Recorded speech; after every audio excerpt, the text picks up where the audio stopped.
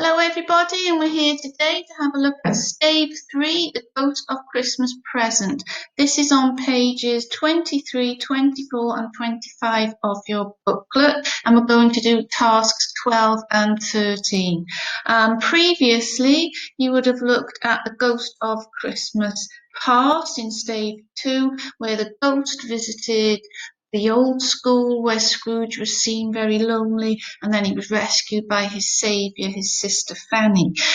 We start to feel a little more sympathetic towards Scrooge, and in this stave 3, Dickens helps us feel that he is going to redeem himself a little. Also think of Dickens's purpose in this, in that he is trying to make people celebrate Christmas.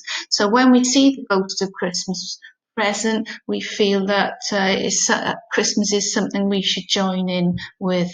I'm going to read the extract, and I suggest you follow it through, and you can stop the video and pause it and then work and make your notes, and then I will work through the tasks 12 and 13, looking in detail at individual words.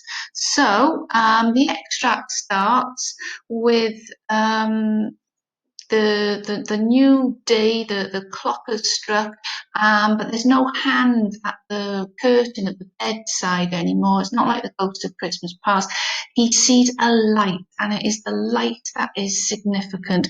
It is the light of redemption, and it leads him the way to his room, which previously was cold and dark and lit with a single candle. And then you've got the idea of light. It's the light bringing the light of God or the light of generosity into his life. And so the Ghost of Christmas Present is a personification of generosity of spirit, happiness, joyfulness. So I'll start reading it then, and you can follow it. It was his own room. There was no doubt about that, but it had undergone a surprising transformation. The walls and ceiling were so hung with living green that it looked a perfect grove, from every part of which bright gleaming berries glistened. Crisp leaves of holly, mistletoe, and ivy reflected back the light as if so many little mirrors had been scattered there, and such a mighty blaze went roaring up the chimney as that dull petrification of a hearth had never known in Scrooge's time, or Marley's, or for many and many a winter season gone. Heaped up on the floor to form a kind of throne were turkeys, geese, game, poultry, brawn, great joints of meat, sucking pigs, long wreaths of sausages, mince pies, plum puddings, barrels of oysters, red-hot chestnuts, cherry-cheeked apples, juicy oranges, luscious pears, immense twelfth cakes, and seething bowls of punch that made the chamber dim with their delicious steam. In easy state upon this couch there sat a jolly giant, glorious to see, who bore a glowing torch, in shape not unlike Plenty's horn, and held it up high up to shed its light on Scrooge as he came peeping round the door. "Come in!" exclaimed the ghost. "Come in and know me better, man." Scrooge entered timidly and hung his head before this spirit. He was not the dogged Scrooge he had been, and though the spirit's eyes were clear and kind, he did not like to meet them. "I am the Ghost of Christmas Present," said the spirit. "Look upon me." Scrooge reverently did so. It was clothed in one simple green robe or mantle bordered with white fur. This garment hung so loosely on the figure that its capacious breast was bare, as if disdaining to be warded or concealed by any artifice. Its feet, observable beneath the ample folds of the garment, were also bare, and on its head it wore no other covering than a holly wreath set here and there with shining icicles. dark brown curls were long and free, free as its genial face, its sparkling eye, its open hand, its cheery voice, its unconstrained demeanour, and its joyful air. Girded round its middle was an antique scabbard, but no sword was in it, and the ancient sheath was eaten up with rust. So, some of the vocabulary is a bit strange as it's Victorian times and they had a wider vocabulary than us. Petrification means the process by which something is turned to stone by time or fear. In this case, it seems the hearth, which is where the fire burns, is where the fireplace is. It was so unused to a mighty and roaring blaze, it had almost been brought back to life from its former petrified state, but it's stone and it's sort of woken up with all the flames. It doesn't know what's going on. Dickens always uses personification, which is showing human qualities for inanimate objects. Plenty's horn is a symbolic hollow horn filled with food and fruit for a celebration. In this extract, Scrooge is very timid. He was a bit arrogant when he saw the other ghost, and he was saying, "I don't want to see you." And he was a bit arrogant to Jacob Marley, saying, "Oh, you're just a bit of undigested beef." But here, he's timid. He is changing. He's showing a lack of courage or confidence. So you should pick up on that adverb. And dogged means he's stubborn and he's showing determination.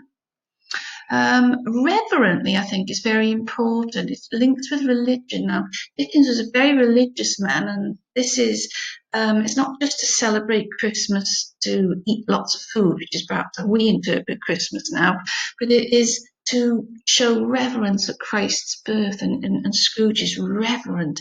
He shows deep and solemn respect. His attitude toward Christmas is changing because by not celebrating Christmas, he's showing contempt for the birth of Christ. And that is also why Dickens wants him to change. He doesn't just want people to have a party, he wants them to go to church to celebrate Christ and to take Jesus into their lives. Capacious, very unusual word. It's big, it's roomy, he's big and fat, and this is unusual to us because we've become a society in which we revere thinness and models have got to be a size 0. But in Victorian times, they liked fat women, they liked fat men. It was a sign of wealth, and the spirit is fat. He's capacious. He's got a massive robe, and that's good. We don't criticize him for that. We think, oh my goodness, he's eating such a lot of food.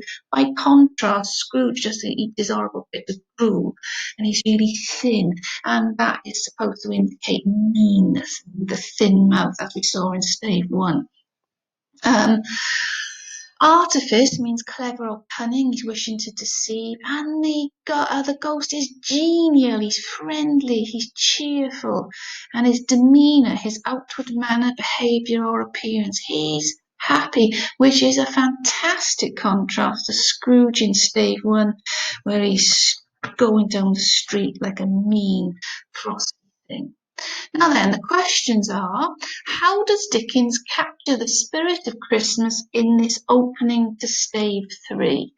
Now this has come up, but you can compare it with stave 1, which has never come up, with Scrooge walking down the street. And he's capturing a total contrast to the wintry weather that Scrooge carries with him. This is now his house. We saw in stave 2, it was cold, it's bare, it's only got one candle. Here, it's transformed. So the spirit of Christmas is transforming Scrooge's room.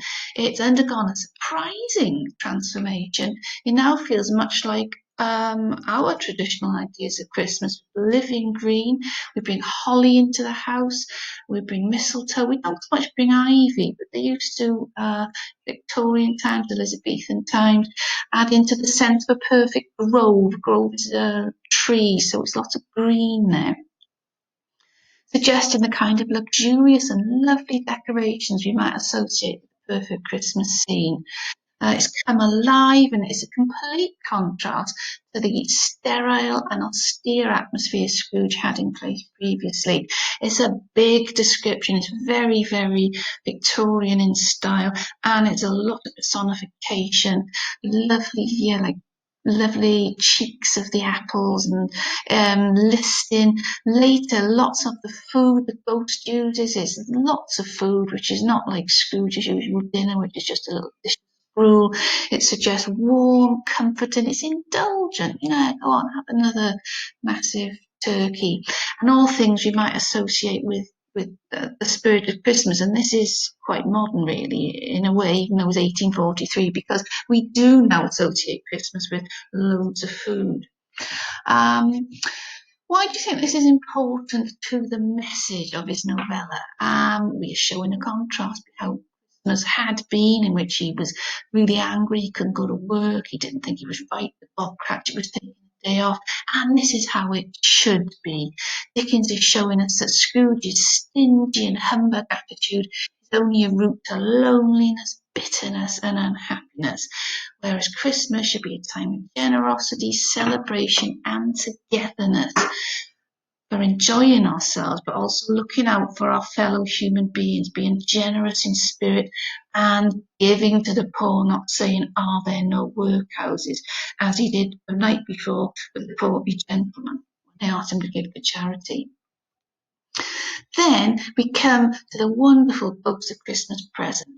He represents what we should do with Christmas. It symbolises all of the things we associate with the perfect Christmas: generosity, goodwill, enjoyment, celebration, having a great time, sitting on a throne of food. So he's regal, he's royal, he's got a throne. Look closely at the following description, and I will pick out individual words, and you can pick out your own, but these are the ones that I found interesting. Its feet, observable beneath the ample, which means there's lots of it, folds of the garment, because it's so large, got a big bit of material, were also bare, and on its head it wore no other covering than holly wreath, set here and there with shining icicles.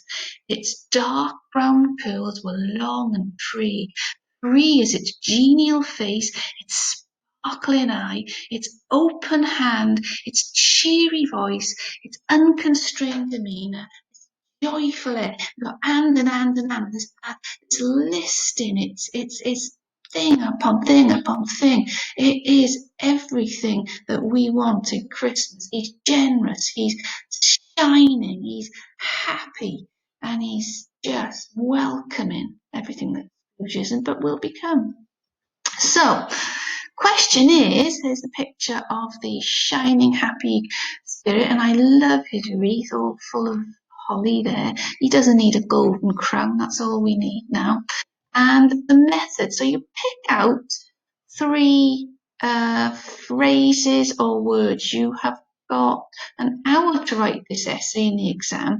You will have this extract printed for you, and then you will have to refer it with quotes you've remembered in your head, like solitary as an oyster, and those other ones. And you will have to try and remember that and compare them. So you analyse this and then try and compare it, and I'll show you how. So here he is, very happy. We can concentrate on certain words and images. So the first one I'm going to look at is this. Its feet, observable beneath the ample folds of the garment, were also bare, and on its head wore no other covering than a holly wreath set here and there with shining icicles.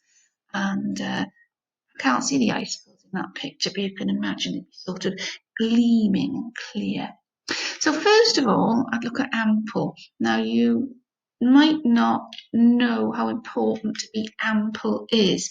This is a word that's also lost its meaning, really. It means a lot of something, implying generosity. There's loads of food, everyone can have some, and that's in complete juxtaposition to Scrooge, his mean supper of Christmas Eve. He ate only gruel, which is a really cheap dish made with water. He wouldn't have any milk, and that's what he's eating for dinner, porridge. Dickens's purpose here is to show the real meaning of Christmas should be a time for eating a lot, sharing, and that's what you can get out of the word ample. Go into the beginning, stanza 1, he's got a thin lipped mouth, which is everything about him is thin, sharp nose, and that is in contrast to that. Nothing about him is free and easy. And the bare feet, and I thought this was interesting. Why has he got any shoes on? Is it like 1960s hippies? Is it because he's a free spirit, a child of nature? Perhaps he's not bound by conventional society. I think it suggests freedom. He doesn't wear shoes because he's free. And in contrast, Scrooge is tied by his love of money. The spirit's bare feet do not represent poverty. He chooses not to wear nothing on his feet. My interpretation, they represent freedom. Dickens is showing us we can go against society. Even if the employer says, no, you can't have the day off, we will say, yes, I must celebrate Jesus' birth. So bare feet, I will do what I want. Now, the holly wreath, this is a reference to the ancient British Celts and the Druids thousands and thousands of years ago, before the Romans came, who worshipped God's sun. They go to Stonehenge, the rising sun on the 21st of June, and they use holly and mistletoe, and they were seen as magical. Holly is supposed to give good luck, and this is a tradition which has continued into our times, in that we will bring holly in and put it over our hearth and over our doorways. And this Christmas, and that's supposed to be bringing you good luck. And the Christmas spirit, he's all in green because he's part of the old traditions of Britain, and Father Christmas is always green. And it wasn't until the 20s, I don't know if you know this, Coca-Cola put his robe as red because it linked with Coca-Cola advertising campaign, and then people thought that Father Christmas wears red, but he doesn't. It was always green. Coca-Cola changed it. So he's dressed in green, he's wearing a holly wreath, he's part of nature. So shining icicles, I think this is a celebration of winter. It's something magical, shining, clear and fresh, not to be feared. So don't fear winter. Winter can be a wonderful time if it snows and it's all frosty and lovely. He's reiterating the idea of celebration again. And you can then contrast that with the atmosphere Dickens created in Stave 1, where Scrooge's heart is like an icicle and frozen. In contrast, in Stave 3, the frozen water is sparkling. So, as I've said, examiners like it if you refer to other parts of the novel. And I just thought I would do something with shining icicles because it would be gleaming and also clear, whereas Scrooge's heart is so fogged and nasty. Now then, the next extract I would choose is, in easy state upon this couch sat a jolly giant, glorious to see. A bit of alliteration there. We've got jolly, we've got an adjective there, so you can start using subject terminology. We've got easy state, and he's lying on a couch. As earlier called it a throne, now it's a couch. I'm going to look at easy state, jolly, giant, glorious to see. So easy state, he's really happy, he's perfectly at ease, he's relaxed, he's in contrast to the nervous. He is said it's timid, and he is shocked to see all this food and all this light. And although it's not his house, the spirit in Scrooge's house, he says, come in, man, and know me better. He's friendly, open, warm, and this establishes an atmosphere of comfort, generosity. And I also thought easy can be interpreted as being kind and free. Again, a free spirit, which links to his bare feet. He's going to go off wandering around. Also, Jesus, in many pictures, is seen with bare feet, so maybe it's linked with Jesus. That's a bit of a tangent, but you could. I'm seeing it in my mind like that. It's freedom. So easy state is very happy in what he's doing, and like Scrooge is all tied up in his horribleness. Jolly. Now, the meaning of the word is happy, joyous, full of the warmth of human kindness. Again, in complete contrast to Scrooge in Stave 1. A don't know why he's so big. I thought Jolly Giant, he's huge. It emphasises the genre of the ghost story and to show he's a supernatural being. So Scrooge's experience is out of the ordinary. Other reasons could be is that he's important because none of the other spirits are abnormally huge. Both the Christmas present parts quite small with a candle coming out of his head, and the other one, the point isn't massive, but this one is huge. So he is part of the supernatural experience. Remember, this is a ghost story, and Victorians liked that genre, and maybe Dickens is reminding them that this is out of the ordinary.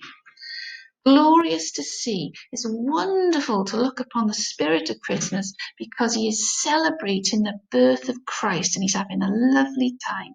This makes the reader feel happy. Remember, it's a book, it's not a film. We're reading it, and it goes towards Scrooge thinking he ought to change his ways, spend his money, buy a bit more food, give a bit of money to charity instead of saying, oh, they're no workhouses. And Dickens liked socialising, eating, drinking. He went out. He had loads of friends. He was always partying. He liked eating. He liked drinking. He was a terrible drinker, actually. And he shows food as part of the celebration, which it is. And it's also, I think, part of being with people. It's the share, it's the breaking of the bread, not on your own. You're with people all the time, which is a good thing. Right then, and the last thing is his hair. Its dark brown curls were long and free is its genial face, its sparkling eye, its open hand, its cheery voice, its unconstrained demeanour, and its joyful air. Oh, so much to talk about there. I'll say something about brown before I move on. The Victorians, their favourite colour hair was nut brown. And whenever they did a description of a girl they thought was beautiful or a man they thought was handsome, he'd have or she'd have brown hair. So I think it's going with the idea of this is what is good. They like largeness and they like brown hair. So he's got brown hair and he's right then, brown curls were long and free, and I thought an image of freedom from society. He can wear his hair as he pleases. There's no rules. Here's a repetition of free, which therefore emphasises the concept of the spirit's separation from the normal and the mundane. The message to the reader would be you should be free to worship and celebrate Christmas. Dickens is trying to change society here, and it worked because the population, after this book came out in 1843, they went on to celebrate Christmas with enthusiasm. And then Queen Victoria and Prince Albert brought the Christmas tree and he put the candles on it. And so we had the Germanic traditions of Christmas, as you know from your research. But this book did change society, changed the Western world, and we now celebrate Christmas because of this book. And long hair has always been a symbol of freedom, which is why the hippies in the 60s wouldn't cut their hair. Anyway, moving on. Sparkling eyes, such a good image. The spirit of Christmas present is happy and joyful. The sparkling eye connects with shining icicles earlier in the passage. Again, you can compare this to Scrooge's appearance in Stave 1 when he is solitary as an oyster, where his shining pearl is clasped in the rock or on his heart is flint. So this is sparkling, this is beautiful. Joyful air connects with this image as the spirit is happy. He imparts an atmosphere of joyfulness, so people like to be around him, unlike Scrooge in Stave 1, where you remember blind men's dogs pulled them into doorways to escape him because he got the evil eye. Right then, it's a semantic field of celebration throughout the whole passage. Sparkling, free, cheery, unconstrained, joyful, always stark contrast with Scrooge in his attitude toward life in general. We also associate this ghost with nature, and that's the Celtic tradition there, the old pagan traditions of Christmas when they light the bonfire on the darkest night of the year, the longest night, the 21st of December, with its holly wreath, shining icicles. He seems content and he's got ease. The open hand represents not that he just got his, it's symbolic, it's a metaphor for generosity, open-handed generosity. He's casting his bread upon the water, he's giving his money, he's giving his happiness. Unlike Scrooge, who never opens his hand to spread happiness, and in stage one we have no one ever asked the time of him, no one ever asked said hello, no one asked him the time of day. Um, Will I go back a tiny bit? Open hand, cheery eyes. Unconstrained means there's nothing holding him back. There's no bounds there. He's going to enjoy himself. He's going to eat what he likes and drink what he likes, and then he's very happy. Not like Scrooge, who won't eat or spend anything, and all he does with his money is hide it. His house with it, or saving. He's not buying anything with it. Um, Oh yeah, the antique scabbard. I thought this was interesting. In the A scabbard is a holder for a sword. It's rusted and old, and the ghost, the spirit, has got scabbard, but it's an antique one. It's very, very old, and it's got no sword in it. So although he's got the scabbard, probably because it's beautifully decorated. If you ever saw Lord of the Rings, you can see beautiful swords, the covering of the sword, but no sword itself. This is because Christmas is a time for goodwill to all men, and it's not a time for war or killing. And this portrays the Christmas message of peace on earth, goodwill to all men.